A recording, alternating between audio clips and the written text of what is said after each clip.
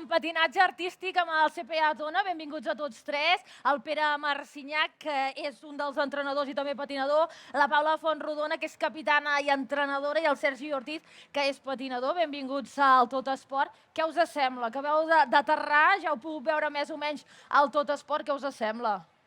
Una passada. Molt guai, la veritat. Molt gran, la veritat, sí, molta gent. Hem vingut i dèiem, ostres, realment és que estan tots els esports, està ple de gent. Quina il·lusió, no?, veure com els nens i nenes disfruten de l'esport, no?, del nostre país. És la segona edició d'aquest Tot Esport. El que es vol és, com dèieu vosaltres, promoure una mica els valors de l'esport, que els nens puguin conèixer les diferents disciplines i, de pas, ajudar a que es puguin crear nous esportistes i, sobretot, també el tema dels referents femenins. Al vostre esport, el patinatge artístic, el tema dels nois no hi sou tan presents, és potser més un tema de noies, el patinatge artístic. Com us sentiu, els nois? Perquè aquí la igualtat la tenim al revés. Com us sentiu, Pere? Jo crec que és això, no? Jo crec que tota la lluita que s'està fent per l'esport femení està sent molt important per tots i ens està ajudant a créixer molt com a societat, no? Per això ens fa a vegades oblidar que hi ha alguns esports, encara que siguin pocs, de què passa al revés i que som els nois justament els que estem discriminats, no? I és una lluita que ha de ser paral·lela, no? I pel fet de potenciar l'esport femení, que és realment el que hem de fer perquè és el que està més discriminat, no ens hem d'oblidar tampoc que hi ha esports que cal potenciar el masculí també. Sergi. Doncs això, jo penso exactament el mateix que diu en Pere. O sigui, clar, tu comences a patinar i veus que totes les teves companyes són noies i al principi és com una mica que et sents com fora de lloc, no? Però al final és això, si t'agrada realment, per què no, saps? Encara que siguis el diferent, si t'agrada, doncs apostar per això i ja està. El que volem és la igualtat de totes les maneres, per tant, evidentment, també en el vostre cas, en el cas de la natació sincronitzada, que també és un altre exemple. Com vau començar al món del patinatge artístic? Comencem, Sergi. Jo vaig començar a Gurb, o sigui, jo soc de Vic, doncs al poble del costat, fèiem patinatge artístic i, bueno, just això, quan ets petit i els teus pares volen que comencis a fer algun esport, doncs mira, vaig començar primer fent hoquei, però veia les nenes que entrenaven a patinatge i vaig dir, ai, vull provar això. I això, llavors vaig començar, vaig fer un parell o 3 d'anys allà i després ja vaig venir cap a Tona. I llavors, des de llavors. Jo és que sóc de Malgrat de Mar i vaig acabar arribant al Tona una miqueta de casualitat, no? Fa cosa d'uns 6 anys o així, vaig contactar amb el Pere i entre una cosa i l'altra, doncs al final vaig anar a parar al Tona, però jo vaig començar a l'extraescolar del col·le, a Malgrat, i vaig veure que m'agradava i així, i res, de l'extraescolar al club, a prendre-m'ho de manera una mica més seriosa, i aquí estem, molt contents. Jo vaig començar a Cardona, o sigui, cada un d'una altra punta, no? I vaig començar a patinar i allà vaig estar tota la vida la meva carrera com a esportista individual i paral·lelament va ser quan em van dir si volia ser el coreògraf i entrenador del grup petit de Tona i va ser quan vaig començar a anar allà d'entrenador. I llavors, a la que va acabar la meva carrera individual, que jo volia continuar patinant, doncs va ser quan em vaig posar dins el meu propi grup i ara compagino una mica els dos rols d'entrenador i patinador. Expliquem una miqueta, perquè aquí tenim exemples de tot, en grups de show petits, show grans, en el teu cas ara shows petits, però també va ser el sènior lliure individual. Per tant, expliquem una miqueta les diferències que hi ha de cada una de les categories, podríem dir, del patinatge. Si et sembla, comencem per l'individual, que hi ha el lliure, el solo dance. Expliquem una miqueta les modalitats que hi ha, Pere. Després, Paula, ens expliques una miqueta les modalitats dels shows grans, és a dir, en què consisteix i de què es diferencia dels altres, i després en el cas dels petits, ¿vale? A l'individual realment és potser la part més exigent, malgrat que totes ho són molts, no? Però hi ha uns requisits tècnics molt importants on has de tenir molt clar quins salts has de fer, quines piruetes has de fer, i tot això has de tenir una coreografia, una idea, una música i patinar tot enllaçat, però clar, realment és la part més tècnica i farragosa on requereix més hores perquè són uns elements tècnics que valen una certa puntuació. I on has de dedicar unes hores i sobretot moltes disciplines i activitats extres, com podria ser flexibilitat, preparació física, per tal d'assolir aquests elements tècnics i després poder-los posar i implicar dins d'un programa. En el cas dels grups de show, hi ha diferents modalitats dintre els grups de show en si, Llavors, el que em deies del tema dels grups grans, la característica principal que tenen és que engloba des dels 16 patinadors fins als 30 a pista. Llavors el que s'ha de fer és representar una coreografia mitjançant tècnica individual, tècnica de grup, intentant representar una història o algun concepte que s'entengui, i la veritat que, clar, moure tanta gent a pista és complicat, no? Però la veritat que és molt maco de veure i realment els grups de show considero que és el que més gent mou dintre del patinatge artístic. I llavors, pel que fa als grups petits, bàsicament és el mateix que els grups grans, amb l'única diferència que és des dels 6 patinadors fins als 12.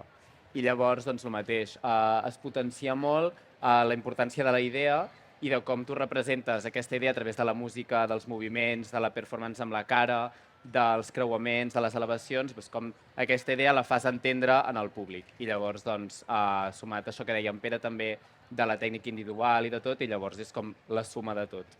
A veure, anem a explicar. Des de que sorgeix la idea, que es tria la música, tot el recorregut fins a crear la coreografia, el disc en dieu, com és tot el procés de creació d'una coreografia? Pere, et fiques la mà al cap. Sí, perquè és un procés tan llarg i de tantes hores. O sigui, primer tens la idea, no? Després la desenvolupes al teu cap, comences a pensar, a veure com ha de començar, com ha de desenvolupar-se, com ha d'acabar. Després t'estàs 500 hores per almenys buscant músiques, seleccionant, fent muntatge de solapacions de 16 músiques, una a l'altra, no sé què. Després comença el procés coreogràfic, ho vas enllaçant tot, vas muntant, vas retocant, muntes braços, muntes peus, muntes cares, muntes estructures, acrobàcies, paral·lelament al vestuari, al maquillatge, tot el que és el tema dels atrezzos, és un no parar. I realment fins que no arriba al campionat, jo crec que és un procés que dura inclús més d'un any en total la creació d'una coreografia. I això, cada temporada aneu canviant la coreografia, quan esteu encara tenint una en competició ja esteu entrenant l'altra. Com és tot aquest procés? Perquè tants passos, retenir-los al cap a l'hora d'entrenar, suposo que també és complicadíssim això per les patinadores. Sí, la veritat que s'ensolapen bastant les dues temporades. Nosaltres en aquest cas som tots 3 patinadors del show petit i hem tingut la sort de poder participar tant a l'europeu com al mundial. Però què passa? Que als inicis de la temporada següent els comencem a entrenar més o menys pels vols de l'abril o el maig d'aquell any. I l'europeu no es fa fins a aquelles dates. El mundial aquest any ha tocat a finals de setembre. Vull dir, és com que s'ha d'intentar compaginar de la millor manera possible. Potser després del Campionat d'Europa fas un descans de la temporada vigent per preparar més la següent. És qüestió d'anar fent com una mica un puzzle perquè les peces puguin anar encaixant i sortir igual de bé la temporada en la que estaríem en aquell moment com la següent, que és la que tindrem en res i menys. Aquesta temporada ha estat espectacular pel CPA Tona, tant en grups de show grans com en petits. En grans, fins i tot veu aconseguir superar a l'Olot. Aquesta rivalitat que hi havia sempre entre Girona i Olot, aquest any l'aconseguíeu trencant. Paula, expliquem una miqueta què és el que va passar, com va sortir de bé la coreografia, el fet que hi hagi un tercer equip català que també estigui al podi i ja no hi hagi aquesta, diguéssim, dualitat amb Girona i Olot, i que sigui el Tona també qui hi entri. Com n'és de bo això pel patinatge català? Home, jo crec que és superpositiu perquè al final veiem que a dintre de Catalunya hi ha un nivell, sobretot en el tema dels grups show, en els individuals també, però amb els grups de show en aquest cas, el nivell cada vegada està pujant més i el més xulo, diguéssim, de tot és que realment pugui haver-hi competència real entre els millors, perquè així és la manera que tenim nosaltres també de retroalimentar-nos uns equips als altres i de que tothom pugui anar millorant. Està claríssim que tant l'Olot com el Girona són uns referents dintre dels shows grans. El fet de que el Campionat d'Espanya el Tona quedéssim per davant de l'Olot va ser com una barreja d'emocions, perquè al final l'Olot no va poder demostrar tot el que sabia i el Tona, realment, les nenes van fer una coreografia ben presentada, neta, I, clar, van sortir abans que ells, l'Olot va fallar moltíssim, pobres, i la veritat que va ser com un gust agradolç de boca, perquè t'alegres de les teves patinadores, però al final dius, ostres, potser hem quedat per davant perquè no s'ha pogut demostrar ben bé tothom el que sap fer. Llavors, en aquest cas, en el cas del Mundial, per exemple, que també vam tornar a competir Olot, Girona i Tona, va ser una competició molt sana en el sentit de que tots tres equips vam aconseguir realitzar la coreografia ben feta, sense errors pràcticament, i es va saber realment com acabava la situació, no? Però realment en global molt contents de la temporada feta i amb ganes de més. El Xou Petits, Pere, amb el Sàlvala ho heu aconseguit tot, aquest frec intens amb l'artístic unit, però us heu acabat emportant els títols que té aquesta coreografia que ha meravellat a tothom. No sé, jo crec que potser el nostre punt fort és que sempre busquem fer alguna cosa diferent, no? Busquem alguna idea que no s'hagi fet i ens trenquem molt el cap en com fer-la diferenciadora i com portar aquest punt d'originalitat que jo crec que ens fa especials, no? Jo crec que Sàlvala és una coreografia que justament té moments molt impactants, que impacta molt, és una idea que no s'ha fet mai, una idea que evoluciona molt i és el que fa que atrapi l'espectador, no? I a part d'això, evidentment, amb un molt bon treball de grup i una molt millora a nivell individual, que ha fet que sigui una coreografia, un pack bo que sembla que ha agradat al jurat, no? I als espectadors. Sergi, ara parlàvem dels èxits del show gran, del show petit. Creus que es valora suficient l'èxit del patinatge català? Perquè no pareu de sumar èxits als diferents clubs arreu del món i creus que s'acaba de valorar prou la vostra feina? O sigui, per una banda et diria que sí, perquè tenim molt de recolzament per part de tota la gent que tenim a prop, és a dir, hi ha molta gent darrere d'una coreografia de 5 minuts i, bueno, tots ho sabem. Hi ha no només les 12 persones que estem a pista i l'entrenador, sinó tot l'equip de l'Atrezzo, tot l'equip del vestuari, llavors tots els pares que porten a l'entreno, que no sé què, tota la gent que organitza tota la logística del campionat. O sigui, hi ha molta gent i jo penso que és maco perquè sí que realment tenim molt de recolzament, però tot això és com molt intern dintre del patinatge. És a dir, que fora d'aquesta bombolla, que podríem dir, sí que costa més que hi hagi més reconeixement. Sí que hem sortit algun cop a les notícies després de guanyar algun campionat, però sempre han sigut coses com superespontànies i molt de, mira, una menció de 2 minuts i ja està, saps? I no, com per exemple altres esports molt més mediàtics que doncs això se'ls fa molts més reportatges o tenen molt més de temps de televisió, no sé. És com que es queda tot molt a dintre de nosaltres mateixos. Però bueno, per aquesta part és molt gratificant perquè sí que hi ha molta gent que ens recolza i que ens reconeix i també el mateix Ajuntament també ens ha fet els reconeixements i la federació també ens en fa, però el que et dic, molt a nivell intern. Aquests dies estem parlant molt del tema econòmic perquè als esports minoritaris és molt dificultós poder sobreviure. Evidentment no es pot viure de l'esport. En el vostre cas, a més, se sumen les despeses que tot això comporta. En alguns casos, fins i tot, us heu plantejat no anar a campionats. Heu hagut de fer campanyes per aconseguir recaptar diners. La situació és complicada. Com ho heu viscut tot això? Com es gestiona? Bueno, la part complicada dels grups de show és que sí que competim per una federació, però els gastos van a càrrec dels patinadors. Llavors, clar, hem de fer com moltíssimes campanyes de micromecenatge, d'intentar recaptar diners d'una banda, de l'altra, buscar patrocinadors i mirar a veure de quina manera ens podem gestionar les despeses. Per sort, més que per desgràcia diré jo, hem aconseguit classificar-nos pel Campionat del Món, però els 3 últims campionats del món que hem fet han sigut a Sud-amèrica, tots 3. Què vol dir això? Que per una banda, òbviament, tens moltíssimes ganes d'anar i tens moltes ganes de competir, però et trobes amb el hàndicap aquest que cada any, com a mínim, han de ser la despesa dels 2.000 euros per patinador no baixa, com a poc. Llavors, clar, és això que deies de... Nosaltres sempre hem tingut clar que hi aniríem a competir, tot i que a vegades no tothom es pot permetre Clar, el fet però- això d'invertir tants de diners, però nosaltres, per exemple, ja sabem una miqueta el que ens enfrontem i que la possibilitat doncs això, de tenir aquestes despeses hi és. No sé què volies dir tu, Pere. No, dic que com a entrenador en aquest aspecte és molt trist que un dels requisits per entrar al Tona sigui poder costejar-se un viatge a un Mundial i un mallot i tot. Vull dir, jo no, desgraciadament no puc acceptar algú que no pugui fer això, perquè clar, és un grup, anem un equip i si ens classifiquem hem d'anar al Mundial. Clar, no podem decidir que no, llavors és un dels requisits, no? I és molt trist que hagi de ser algun, així que si hi ha algun sponsor o algú que ens vulgui ajudar, nosaltres estem encantadíssims i donem el que faci falta per nostre. Deixem feta la crida a veure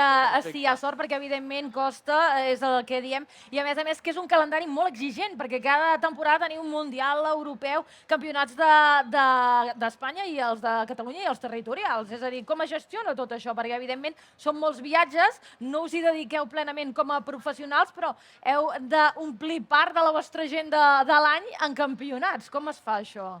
A veure, Organitzant com pots. Sí. No. no, anava a dir, clar està que, que cada temporada ens ho hem de jugar, campionat a campionat, i ens ho hem de guanyar. La feina no està mai feta fins que no es presenta, diguéssim, però sí que és veritat que com a equip doncs, tenim aspiracions de cada any poder anar mantenint-nos, en aquest cas ara, després d'haver pogut guanyar 2 mundials, de mantenir-nos a l'alt nivell dels grups de show. Llavors, sí que tenim una miqueta aquestes previsions i, bueno, a poc anar escalant. Sergi, ara ho deia la Paula, que ja heu guanyat uns quants títols. La pressió es nota ara a l'hora de sortir a la pista a defensar el títol aconseguit la temporada passada?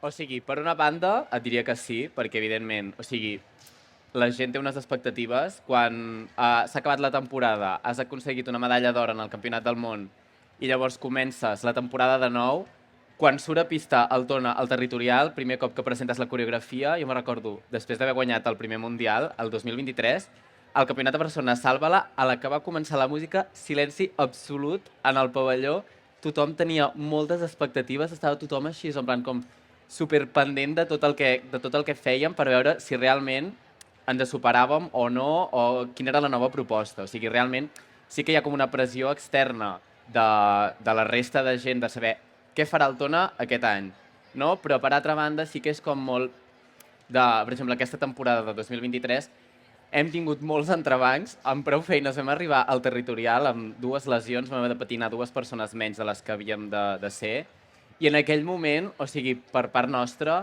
va ser anem a fer el que sabem fer i si surt bé ja estem satisfets, més que per al resultat i res. O sigui, ha sigut una temporada que hem hagut d'estar lluitant tota l'estona, hem tingut canvis tota l'estona de patinadores, de coreografia, de canvis de llocs dintre del ball, de moltes coses, molts obstacles que hem hagut d'anar superant, i al final, o sigui, era més de ser capaços de demostrar tot el que hem estat entrenant que més que d'assolir el que la gent espera que assolim.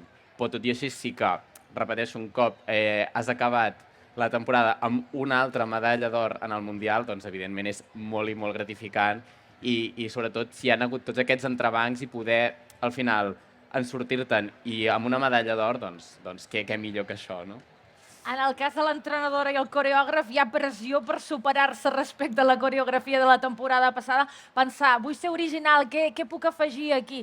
Suposo que s'ha d'anar buscant aquí l'originalitat per tornar a sorprendre un any més. Sembla que hi ha molta pressió, però jo no la visc així. Jo la visc com any a any. Vull dir, però els problemes tinc per pensar la nova idea i desenvolupar-la, executar-la i que surti tot bé, com per a sobre posar-me a pensar al meu cap de com millorar l'any passat o què fan els altres, no sé què. Prou feina tenim amb el que hem de fer nosaltres, fixem-nos en lo nostre, pensem en treure el màxim fruit possible a la nova idea, a la nova coreografia, i després ja vindrà la competició i els campionats, no? Doncs ens quedem amb aquesta idea, Pere. Ja per acabar, què els diríeu als nens que aquests dies potser descobriran el patinatge gràcies al CPA Tona? Què els diríeu perquè s'animessin a practicar-lo? Comencem per tu, Sergi, fem la ronda. Què els diries? Per animar-los a patinar, jo els diria que si veuen el que fem o el que fan els d'individual i realment en tenen ganes, doncs que ho intentin i que no tenen res a perdre i que endavant. I que a banda d'això, doncs, el patinatge és un esport molt complet en el que treballes, doncs, es treballa l'equilibri, es treballa la flexibilitat, es treballen moltíssimes coses i també, tot i que hi hagi un apartat individual, com que s'entrena en grup, la veritat que doncs, això també és algo molt xulo, no? I doncs, jo penso que els nens haurien de provar-ho i serveix per tot el patinatge realment. Sí, jo crec que la màgia del patinatge és que és un esport que és capaç d'unir una part tècnica molt exigent amb una part artística i creativa, no? I aquesta combinació és el que el fa un esport molt especial.